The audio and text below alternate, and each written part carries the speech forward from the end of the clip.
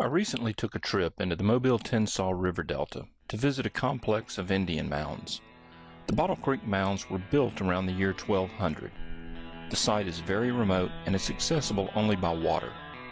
I first visited this site over 30 years ago, and I recently decided to go back and see how things have changed. What I learned is that while the affairs of man are in a state of constant change, things in nature are timeless. Since these mounds were built, the Indians, the Spanish, the French, and the Confederates have come and gone, but the mounds are still standing. So come along and let's take a look. They both taught me right from wrong, how to fight and how to get along, but my own life now is almost gone. In southern ground I belong.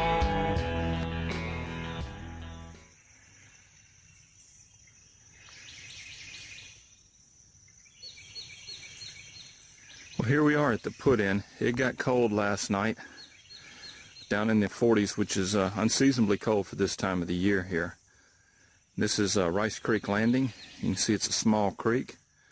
This is where we'll start and hopefully where we'll end up.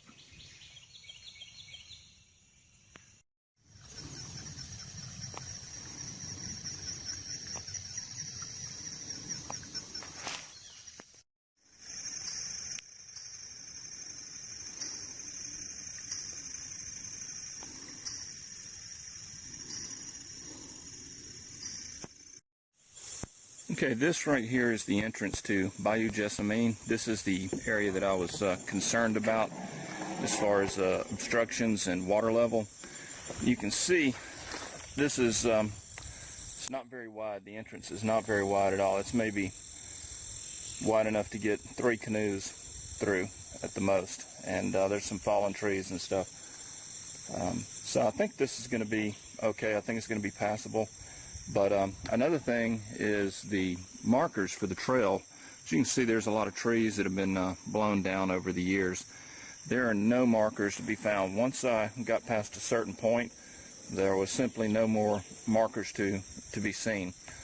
One other note is my Garmin eTrex 30 had an extremely difficult time locking up and getting a fix. If I had been dependent upon a GPS, I would have paddled right past this little entrance. I would not have, because I couldn't get a lock. So don't be dependent upon a GPS. Bring a map, bring a compass, know how to use it, and just pay attention to your surroundings. Let's see what's on up ahead.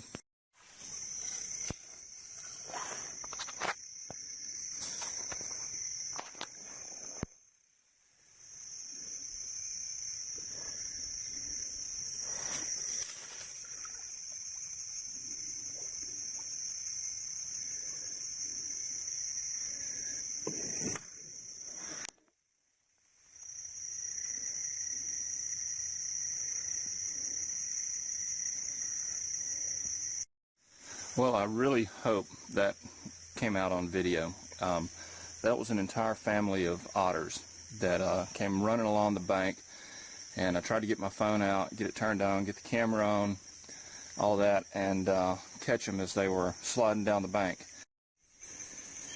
Well, I've got my boat tied up. We certainly don't want that to float off. That would be bad. But not a whole lot has changed here. This is pretty much exactly like I remember it from 30 plus years ago. I can remember camping right over there, and like I say, having a lot of fun right out here. But one thing that has changed is there is now a trail that goes off in the right direction here.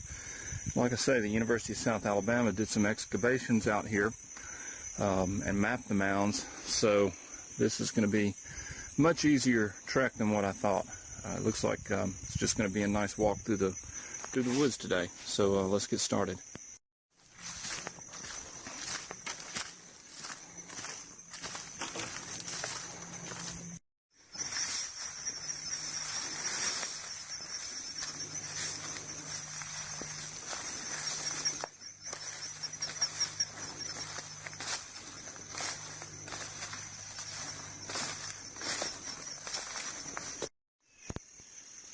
Well, we're here, finally.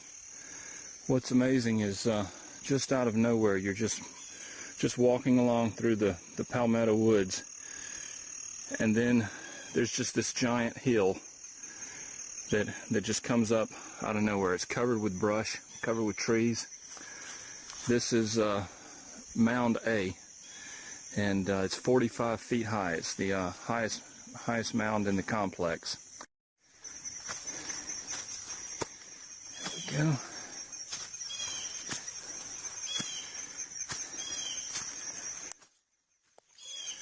This is starting to get steep.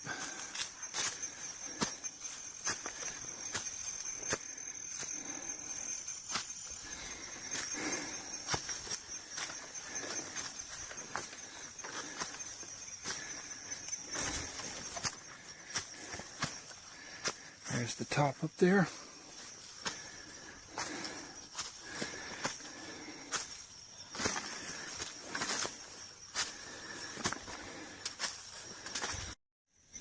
You know, it really is interesting to come out here and take a look and realize that these mounds were built in the 1200s, 1300s, and that an entire civilization was built around this. When you start looking at how much earth had to be moved and had to be stacked up, and it all had to be done by hand, it just really boggles your mind of what those people were able to accomplish using hand tools and baskets, basically.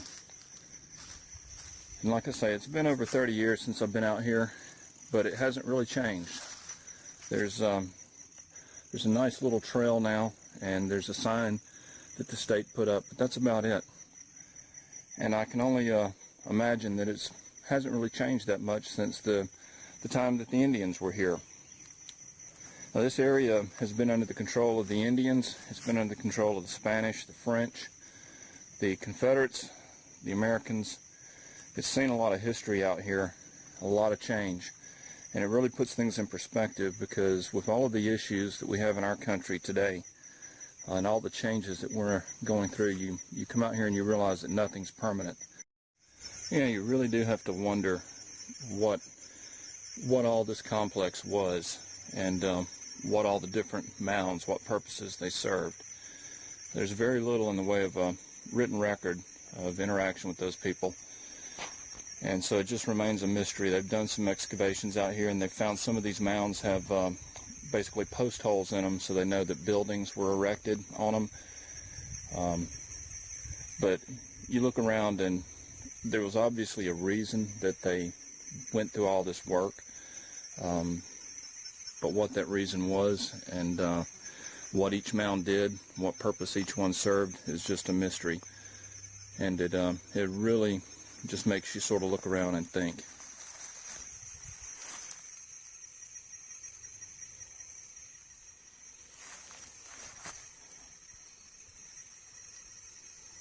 But it is beautiful palmetto swamp out here. It is beautiful. Well, this has been a great trip. It really has. I've had perfect weather. I've had perfect water levels. Very little boat traffic. Got to see some wildlife, and it was just, it was everything that I had hoped it would be. It's been a long time since I've been out here, and it was really good to get back and see everything. It was really good to see that everything seems to be doing well, and that the environment is looking really good and really healthy. So anyway, I hope you guys enjoy coming along. Thanks for watching.